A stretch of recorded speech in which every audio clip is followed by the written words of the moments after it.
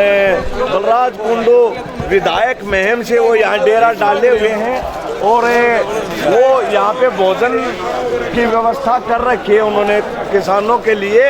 जो किसान यहाँ रुके हुए हैं बॉर्डर पे उनके लिए भोजन की व्यवस्था कर रखी है विधायक महम ने। तो वो खुद अपने हाथों से किसानों को खाना खिला रहे हैं। हम आपको लाइव दिखा रहे हैं। बने रहिए हमारे साथ। चैनल को लाइक शेयर और सब्सक्राइबर जरूर करें। देखिए महम के बात कराएंगे विधायक जी अपने हाथ से खाना परोस रहे हैं। इतना प्यार और सम्मान किसानों को दे रहे हैं। ये सारे लॉकडाउन लगा खाने लगे हैं। देखना होगा खाना खिला रहे हैं लोगों को। तो यहाँ पे पंजाब हरियाणा से काफ़ी कम से कम लाखों किसान यहाँ रुके हुए हैं। और दूसरी एक दाल सब्जी भी डाल लो ना। यहाँ पे मुझे लग रहा है कि महम चौबीसी का जो है जमावड़ा है।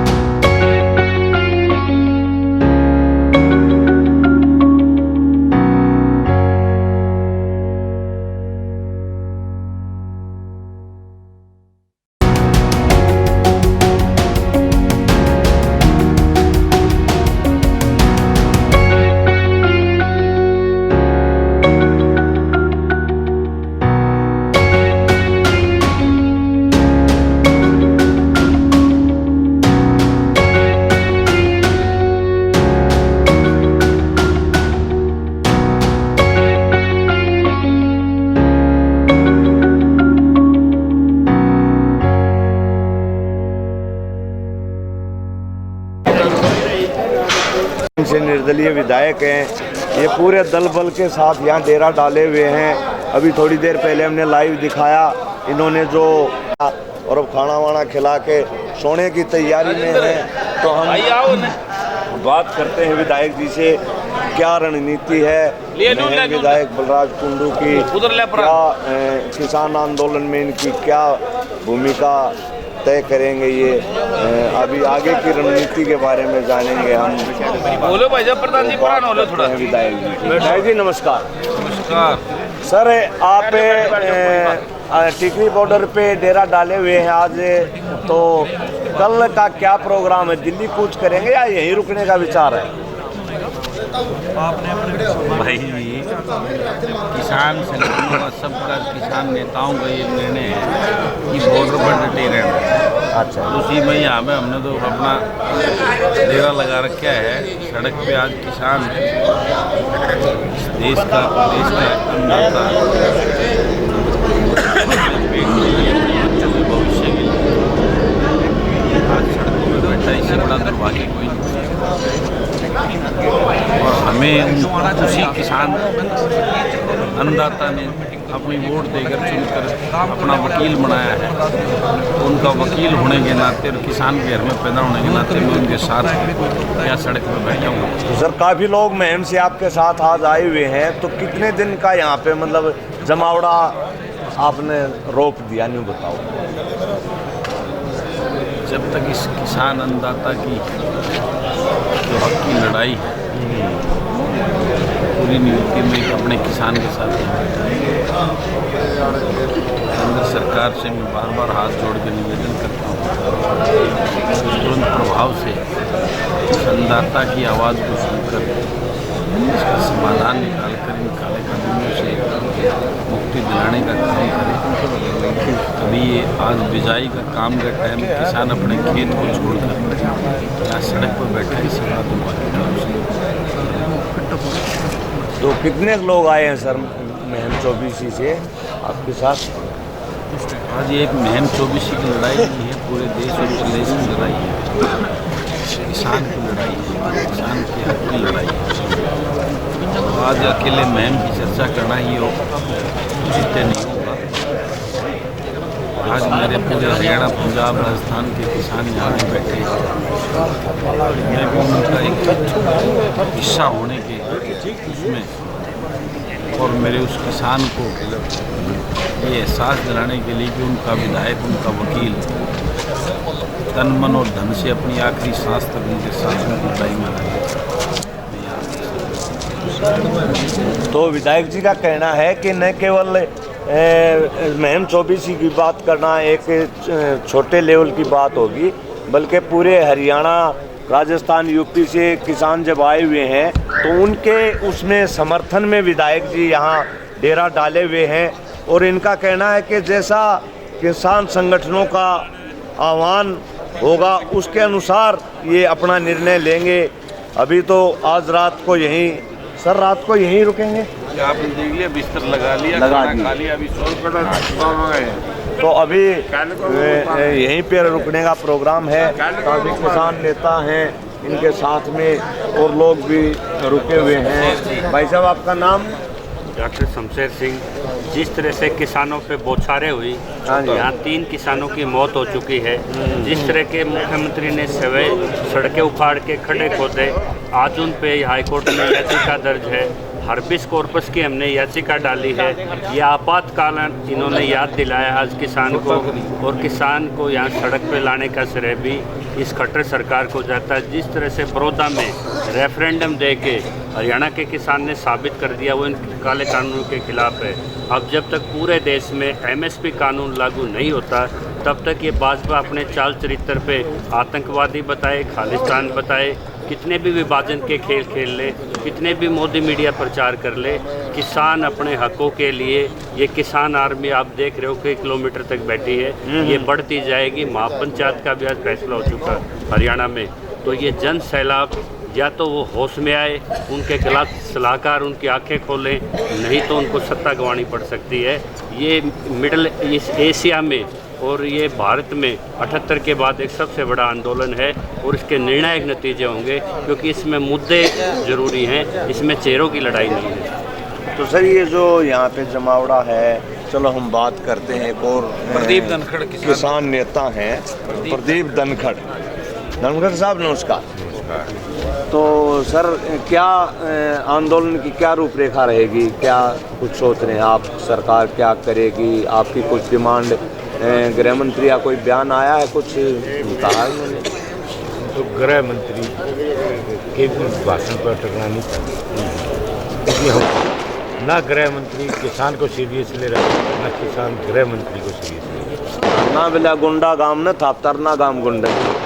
अभी तक आपने देखा किसान को विभाजित किया जाता है, जो बीजेपी का, ये कांग्रेस का, ये सपना। लेकिन अब की बार जो विस्फोट होने वाला है ना, शायद ही वाले अंदाजा लगा ही नहीं सकते। अच्छा। हाँ, विस्फोट इतिहास में पहली दफे जब ये किसान अभी 4 दिन रास्ते में थे, सैकड़ों, जिसमें 9 साथी चतर जेल में भी, हजारों कैदियों ने अपना एक टाइम का खाना डस्टबिन में डाला, जो डिप्टी और सुप्रिटेंडेंट को एक ये बता दिया, किसान की आवाज़ में वो ताकत है जो सरकार को नीचे भी ले आओगी।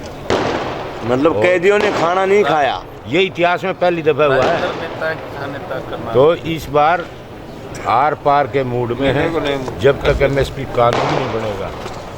और अभी तक एक नारा चलता है, खट्टर नहीं खटारा है, किसानों का हत्यारा है। तो ये 3 जो साधक किसान की हुई है इस आंदोलन में, ये साबित करते हैं खट्टर वाकई में किसानों का हत्यारा है। तो धनखड़ साहब का कहना है कि जो हैं कुछ ना कुछ इनकी योजना ऐसी है जो ये बताना भी नहीं चाह रहे, तो कोई ना कोई शायद खुफिया वो है जो ये रखना चाहते हैं। तो धनखड़ साहब के बाद अभी राजेंद्र जी हैं सर। राजेंद्र जी कहाँ से हैं सर? राजेंद्र आ रही है, राजेंद्र आ रही है करनाल से। करनाल से जी, किसान नेता हैं आप। हाँ जी, मैं राष्ट्र। तो क्या संदेश देना चाहोगे आप यहाँ जो किसान रुके हुए हैं उनको मैं संदेश देना चाहूँगा, ये जो हमारे जो हौस के इरादे हैं वो हिमालय से भी ऊंचे और चट्टान से भी मजबूत हैं, और हर हालत में हम अपनी मांग मनवाएंगे, सरकार को झुकाएंगे। और ये लाठी और गोली की सरकार, ये हठधर्मी सरकार इस बार अगर किसान के आगे अड़ेगी तो निस्तो नाबूद हो जाएगी। किसान की आमदनी लगातार घट रही थी, जिसकी वजह से आत्महत्याएं बढ़ रही थी। तो मोदी जी ने डॉक्टर के तरीके से आए, मैं किसान की आमदनी बढ़ा सकता हूँ, आत्महत्या बचा सकता हूँ। तो एक जुमला दिया, मैं आमदनी डबल कर दूँगा। और 3 काले कानूनों के तौर पे 3 जहर के इंजेक्शन किसान को लगा दिए, और किसान छटपटा रहा है। उन इंजेक्शनों का साइड इफ़ेक्ट है और रिएक्शन है। उसको ख़त्म करने के लिए एंटीबायोटिक के तौर पे एक चौथा कानून, न्यूनतम समर्थन मूल्य पर फसल खरीद गारंटी, दाना खरीद गारंटी, 3 और भुगतान गारंटी। और जो व्यापारी MSP से कम रेट पे फसल को लूटता है मंडी में, अगर साबित हो जाता है तो उसकी जमानत ना हो और कम से कम 3 से 5 साल की सज़ा का प्रावधान हो। ये मांग है आपकी? ये हमारी मांग है।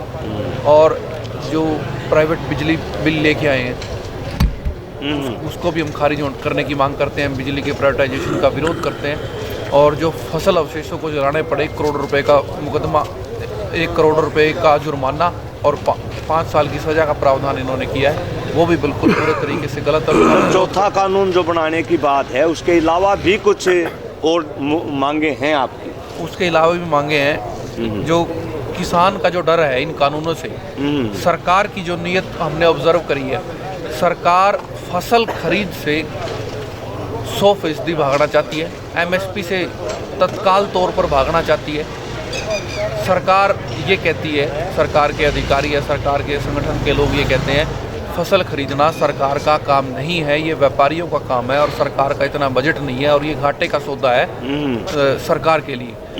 अगर सरकार ने फसल खरीदनी बंद कर दी, MSP बंद कर दी, तो किसान को ये डर है मंडियों में किसान की फसल को व्यापारी औने पौने दामों में लूटेगा और किसान बर्बाद हो जाएगा। किसान, पूरे देश का किसान, मजदूर, गरीब, मजलूल, गांव देहात, आड़ती, मुनीम, पल्लेदार, छोटा व्यापारी एकजुट हो गए हैं और ये कॉरपोरेट वर्सेस जनता की लड़ाई है। अमीर और गरीब की खाई बढ़ रही है, हैव और हैव नोट्स की जो खाई है वो बढ़ रही है।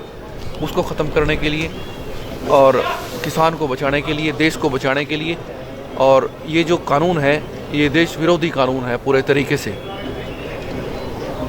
तो आर्य जी का सुना आपने, मतलब ये चौथे कानून के साथ साथ इन्होंने अब की बार हमने 2-3 जगह और कवरेज पे ये बात सामने आई कि चौथे कानून के अलावा भी बहुत सी बातें हैं किसानों की जो मांग है उसके साथ साथ वो भी मनवाना चाहते हो। कहावत है ना कि छोरी पड़ गई थी चुबाए बिला गले कान भी बंधा दो, तो ये भी वो उसका पूरा फायदा उस कहावत को चरितार्थ करेगा किसान।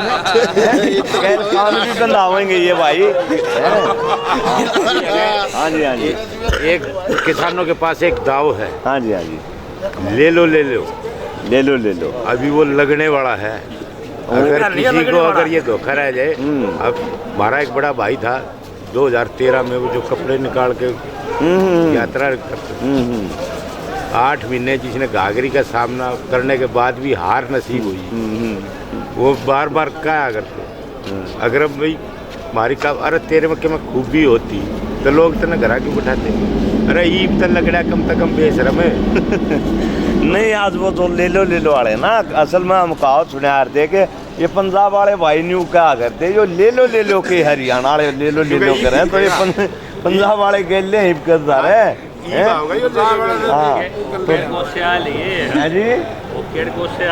हाँ, तो धनखड़ साहब को सुना आपने, टीम बयान नेताओं की, तो इन सब का ये कहना है।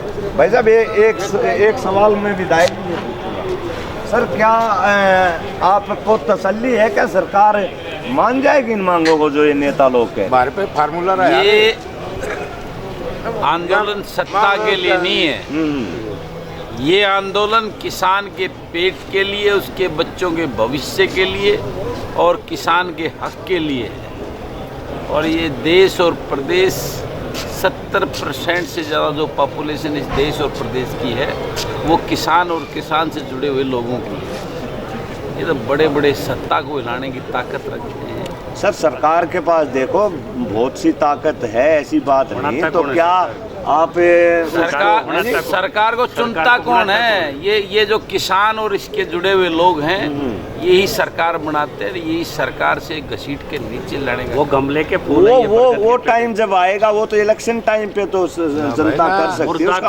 अब आप बीच में नहीं, मुर्दा को अब आपके पास कौन से हथियार हैं? इनके पास तो बहुत बड़े बड़े हथियार हैं, क्या करोगे आप?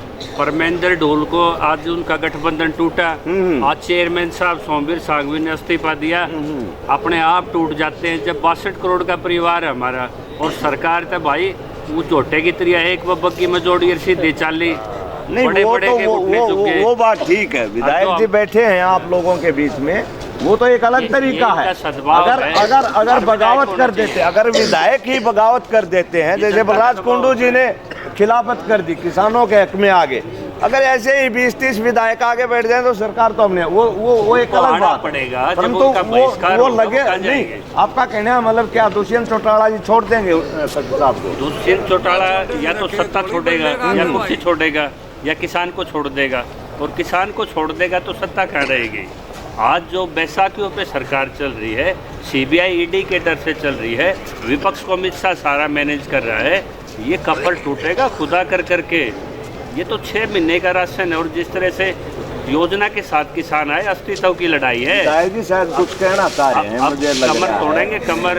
कि मैंने जब दुष्यंत जी के बारे में एक सवाल पूछा तो शायद उसमें क्या कहना चाहेंगे? इसका जवाब मेरा ये भाई देगा, ये बच्चा पक्ष है। हाँ, जी। बलवान मोखरा देगा। चलो बलवान मोखरा देगा। बलवान मोखरा है। अच्छा ये भाई साहब बड़े तेज तर्रार किसान नेता हैं। नहीं मैं उधर सबसे बड़ा सॉरी बलवान मोखरा से। हाँ मोखरा से जी। हाँ तो क्या मैंने जो सवाल किया था उसका जवाब विधायक जी ने किया कि आप दोगे, क्या जवाब आपके पास? अगर दुष्यंत चौटाला हमारे पास नहीं आवा तो हम आगे के जोड़ी भर जाएंगे। अच्छा अच्छा हाँ दुष्यंत चौटाला के साथ नहीं हुई है कि किसाना का हमारा भाई है और किसान हमारा बन के रहेगा तो ठीक है ना, तो हम दुष्यंत नहीं छोड़ देंगे।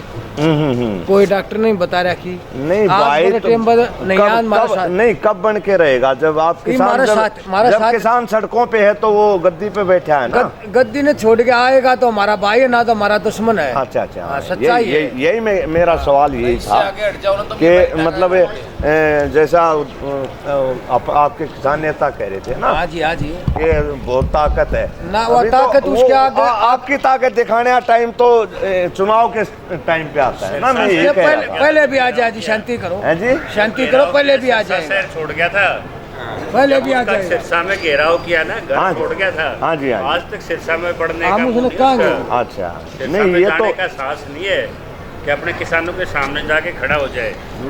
तो चलो किसान नेताओं का कहना है कि कोई भी ताकत हमें नहीं रोक सकती और इस आंदोलन को हम हर हालत में जीत के रहेंगे। और किसान भाई जिस मूड में लग रहे हैं, देखो करो या मरो की नीति पे तुला हुआ है आज हरियाणा का किसान, क्योंकि हम 4 दिन से लगातार किसानों के बीच में बात को चल रहे हैं। योद्धा है उल्टा कोनी हटता है। फिर इसमें तमाकू भी विधायक जी कड़क तमाकू चियो बुढ़ रहे वो घरा कुटियार देना जो मूसड़ में मारा दादा कुटिया उसा तमाकू मंगा लो ना तो नींद आ जाए। दादर ने कूट के भेजा है, हम वो दादर वाला तमाकू ले गए रहे हैं। फिर ठीक से कहते हो बाजार वाला भर बराबर वो तो नींद आ जाएगा, 2 घूंट मार दिए गुल हो जाएगा। हाँ जी ये मैं आपके माध्यम से दुष्यंत चौटाला को ये कहना चाहता हूँ, दुष्यंत चौटाला वो नेता है जो अपने आप को सबसे बड़ा किसान नेता बताता है और ये कहता है भाई मैं पार्लियामेंट में मैं ही ट्रैक्टर लेके गया था। अब मैं उस पार्लियामेंट में ट्रैक्टर ले जाने वाले किसान नेता से ये पूछना चाहता हूँ, अब कहाँ है, अब कहाँ भाग गया हरियाणा से, प्रदेश से? कोरोना का बहाना लगा के कहीं 1-1.5 महीने से आउट ऑफ सिस्टम है सारे। या तो एक बात बताओ, या तो जमीन बेच दी या जमीर बेच दी।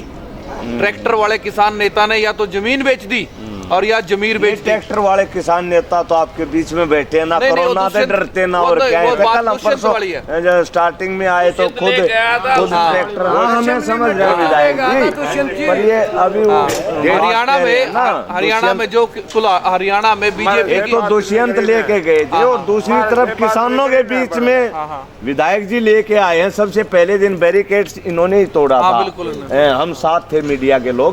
तो सबसे पहले जो बॉर्डर वाला ये टिकरी बॉर्डर का बैरिकेड्स इन्होंने ही तोड़ा था। इनके साथ ही पंजाब का कुछ काफिला निकला था, दिल्ली तक पहुंचे थे ये लोग। और कोई कोरोना वोरोना का कोई वो भय दिखाई नहीं दिया हमें तो। खैर बाकी दिखाई नहीं। हम 2.5-3 महीने बड़ौदा में भी घूमे, 2.5-3 महीने बड़ौदा में भी घूमे, हर चौपाल में गए ना, तो हमने कोरोना देखा ना, कोरोना आया तो हमारे पास एक वाली झंडी हुआ करती है, कोरोना दूर हो जाएगा। कोरोना वाला तो हम पूछना था मरना तो मान गया,